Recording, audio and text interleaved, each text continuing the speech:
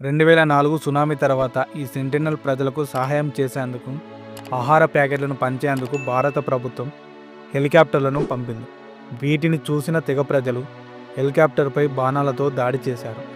ప్రజలు ఎవరు కూడా ఈ ఐలాండ్కి 5 కిలోమీటర్ల పరిధిలో ప్రయాణించడం మరియు వారిని కలవడం చట్టరీత్యా నేరమని భారత ప్రభుత్వం ప్రకటించింది. ఈ ట్రైబ్స్ భాష, ఆచారాలు ఇప్పటికీ ప్రపంచానికి తెలియదు.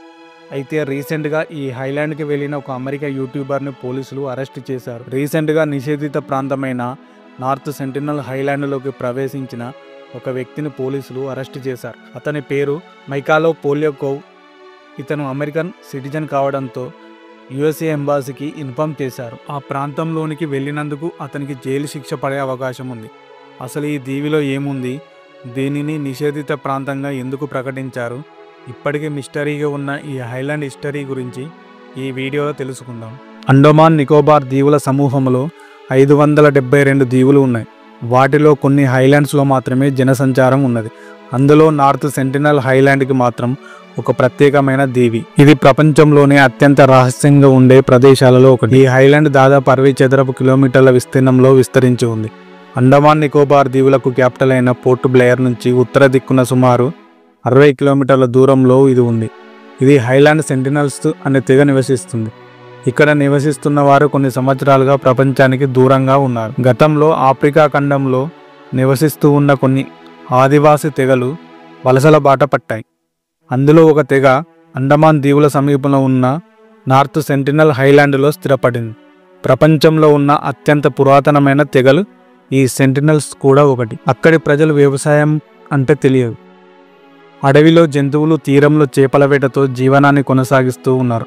చెక్కతో తయారు చేసిన పడవలు, బాణాలు మరియు రాళ్లను ఆయుధాలుగా వాడుతారు. వాళ్ళు ఏ భాష మాట్లాడరు, ఎలాంటి ఆచారాలను పాటిస్తున్నారన్నది ఇప్పటికీ రహస్యంగానే ఉన్నది. ఈ ఐలాండ్లోని దట్టమైన అడవులలో వీళ్ళు నివసిస్తారు. వాళ్ళ సాంప్రదాయ జీవన శైలిని కొనసాగిస్తూ ఆధునిక ప్రపంచానికి దూరంగా ఉంటున్నారు. బయట వ్యక్తుల్ని ఎవరిని ఐలాండ్లోనికి రానివ్వరు. వాళ్ళు ఆ దీవి దాటి కూడా బయటికి వెళ్ళరు. ఆఖరికి ఐలాండ్ పరిసరాలలో ఉన్న మిగిలిన తెగలతో కూడా కలవడానికి ఇష్టపడరు. ఈ దీవి గురించి తెలుసో తెలియకో ఎవరైనా వెళితే వాళ్ళు ప్రాణాలతో తిరిగిరారు. ఇలాంటి ఘటనలు గతంలో చాలా జరిగినాయి. 1880 బ్రిటిష్ నేవల్ ఆఫీసర్ ఎంవి పోర్ట్మ్యాన్ దీవులలోని వివిధ తెగలకు సంబంధించిన డాక్యుమెంటేషన్ సమాచారాన్ని సేకరించేవాడు. అయితే ఈ సెంటినల్ తెగ గురించి తెలుసుకున్న ఈ పోర్ట్మ్యాన్ తన టీముతో కలిసి ఈ ఐలాండ్కి వెళ్ళాడు. ఆ తెగలో 6గురిని కిడ్నాప్ చేసి పోర్ట్ బ్లెయిర్కి తీసుకువచ్చాడు. అందులో ఒక కపుల్ మరియు 4 పిల్లలు ఉన్నారు. అయితే బయట సమాజంలో వచ్చే వ్యాధులను తట్టుకునే ఇమ్యూనిటీ ఈ సెంటినల్స్ తెగకు లేదు. ఈ కారణంగానే ఆ దంపతులు కొన్ని నెలల్లోనే ఇన్ఫెక్షన్ సోకి మరణించారు. ఈ ఘటన జరిగిన వెంటనే పోర్ట్మ్యాన్ మిగిలిన 4 పిల్లల్ని తిరిగి ఐలాండ్కి పంపించాడు. స్వతంత్రం వచ్చిన తర్వాత భారత ప్రభుత్వం ఈ సెంటినల్ తెగతో సంబంధాల కోసం చాలా ప్రయత్నాలు చేసింది. అయితే ఫలితం మాత్రం శూన్యంగా మిగిలిపోయింది. 1991లో భారత ప్రభుత్వం 13 మంది ఉన్న ఒక టీముని ఈ సెంటినల్ ఐలాండ్కి పంపించింది. ఇందులో మధుమాల చటోపాధ్యాయ అనే మహిళ కూడా ఉంది. ఈ టీం ఐలాండ్ దగ్గరికి వెళ్ళి కొబ్బరికాయలను సెంటినల్స్ తెగకు ఇచ్చే ప్రయత్నం చేసింది. అంతలో ఐలాండ్లోని ఒక పిల్లగాడు మధుమాల గారిపై బాణం గురిపెట్టాడు. అప్పుడు తెగలోని ఒక మహిళ ఆ పిల్లాన్ని అడ్డుకోవడంతో మధుమాల గారు ప్రాణాలతో బయటపడ్డారు. ఆ తర్వాత మధుమాల గారు వారితో ఫ్రెండ్లీ కాంటాక్ట్ మెయింటైన్ చేశారు. కొన్ని రోజుల తర్వాత అదే టీముతో సెంటినల్స్ ఐలాండ్కి వెళ్ళారు. ఈసారి వాళ్ళందరూ ఎలాంటి ఆయుధాలు లేకుండా ఒడ్డుకు పరిగెత్తారు. కొబ్బరికాయలను అడిగి మరీ తీసుకున్నారు. తెగ ప్రజలు ఫ్రెండ్లీగా బయటి వ్యక్తులతో కలవడం ఇదే చివరిసారి. ఆ తర్వాత ఏమి జరిగిందో తెలియదు. కానీ ఈ సెంటినల్ తెగ ఎవరితోనూ ఇంత ఫ్రెండ్లీగా కలవలేదు. మధుమాల గారు సెంటినల్ తెగ గురించి ఒక ఇంటర్వ్యూలో చెబుతూ, అండమాన్ తెగలతో ఒంటరిగా 6 సంవత్సరాలు పరిశోధనలు చేశాను. ఆ టైంలో నాతో ఎవరు తప్పుగా ప్రవర్తించలేదు. ఈ సెంటినల్స్ తెగ ప్రజలు శతాబ్దాలుగా ఆ ఐలాండ్లో ఎలాంటి సమస్య లేకుండా జీవిస్తున్నారు. వాళ్ళకు కావాల్సింది కూడా ఒంటరిగా ఉండడమే. బయటి వ్యక్తుల సహాయంతో అవసరం లేదు. ఈ సెంటినల్ తెగ జీవన శైలిని, ఆచారాలను మనం డిస్టర్బ్ చేయకుండా ఉంటే చాలు అని కోరుకున్నారు. 1867లో 9 అనే బ్రిటిష్ వాణిజ్య నౌక బంగాళాఖాతంలో ప్రయాణించింది. ఆ సమయంలో నార్త్ సెంటినల్ ఐలాండ్ దగ్గర కోరల్ రీఫ్ కారణంగా నౌక దెబ్బతిని అక్కడే ఆగిపోయింది. నౌకలో ఉన్న 106 మంది సహాయం కోసం నార్త్ సెంటినల్ హైలాండ్ దగ్గర ఎదురు చూస్తున్నారు. ఇది గమనించిన సెంటినల్ తెగ నౌకలో ఉన్న వారిపై బాణాలతో దాడి చేసింది. ఈ దాడిలో నౌకలో ఉన్న కొంతమంది గాయపడ్డారు. సరైన సమయానికి అక్కడికి వచ్చిన బ్రిటిష్ నేవీ ఆఫీసర్ వీళ్లను రక్షించాడు. 2004 సునామీ తర్వాత కూడా ఈ సెంటినల్ తెగకు సహాయం అందించడం కోసం భారత ప్రభుత్వం అధికారులను పంపించింది.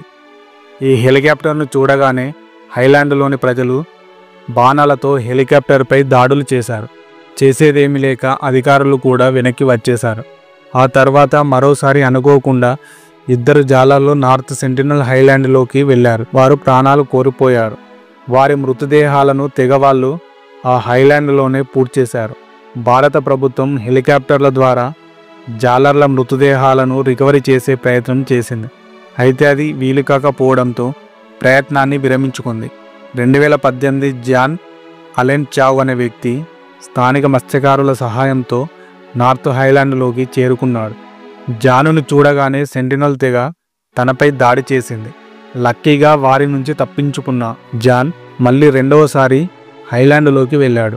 కానీ ఈసారి మాత్రం తిరిగి రాలేదు. ఈ నార్త్ సెంటినల్ హైలాండ్లోకి బయటి వ్యక్తులు రావడం అక్కడి ఉన్న తెగకు అస్సలు నచ్చదు. అంతేకాకుండా వెళ్లే వాళ్లను శత్రువులుగా భావిస్తారు. వెళ్లే వారిపై బాణాలు రాళ్లతో దాడి చేస్తారు. వీలైతే చంపేస్తారు. మరోప్రక్క బయటి వ్యక్తుల ద్వారా వచ్చే ఇన్ఫెక్షన్ కారణంగా ఈ సెంటినల్ తెగ మనుగడే ఇప్పుడు ప్రమాదంలో ఉంది. దీన్ని దృష్టిలో పెట్టుకున్న భారత ప్రభుత్వం 1956లో నార్త్ సెంటినల్ హైలాండ్ని గిరిజన రిజర్వ్గా ప్రకటించింది. ఈ హైలాండ్కి సుమారు 5 కిలోమీటర్ల వరకు ప్రయాణాన్ని నిషేధించింది. ఇదే కాకుండా హైలాండ్లో ఎవరు రాకుండా చుట్టుప్రక్కల జిల్లా అధికారులతో పెట్రోలింగ్ నిర్వహిస్తూ జాగ్రత్తలు తీసుకుంటుంది.